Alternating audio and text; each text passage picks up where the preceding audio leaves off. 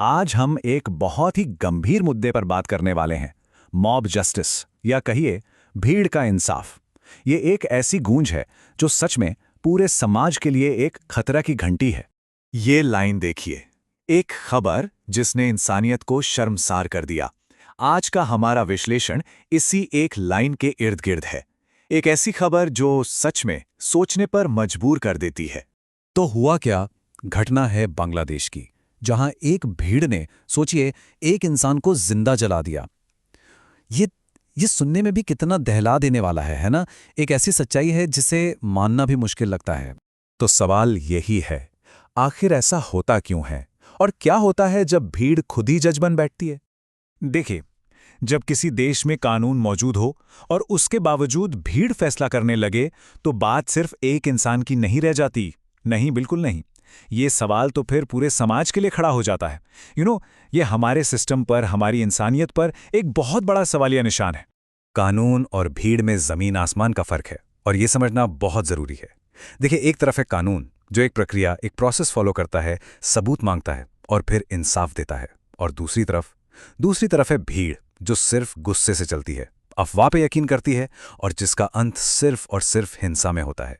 ये दो रास्ते हैं जो कभी एक साथ नहीं चल सकते। तो फिर भीड़ के इस आग को हवा देता कौन है? चलिए थोड़ा और गहराई में जाते हैं और देखते हैं कि इस गुस्से और नफरत की आग के पीछे आखिर है क्या। सबसे पहली चीज है गुस्सा। और ये कोई मामूली नाराजगी नहीं है। हम बात कर रहे हैं एक बेकाबू, एक ऐसे तेज गुस्से की जो सोचने समझने की ताकत ही छीन लेता है, इंसान को लॉजिक से, तर्क से कोसों दूर कर देता है। ये है वो पहली चिंगारी। फिर आता है दूसरा और शायद सबसे खतरनाक हिस्सा, अफवाह। एक झूठी खबर, कोई आधी अधूरी जानकारी, ये आग में घी डालने जैसा काम करती है। और ये इतनी तेजी से फैलती है, बिना सोचे समझे, कि गुस्से की उस छोटी सी चिंगारी को एक बड़ी आग में बदल देती है।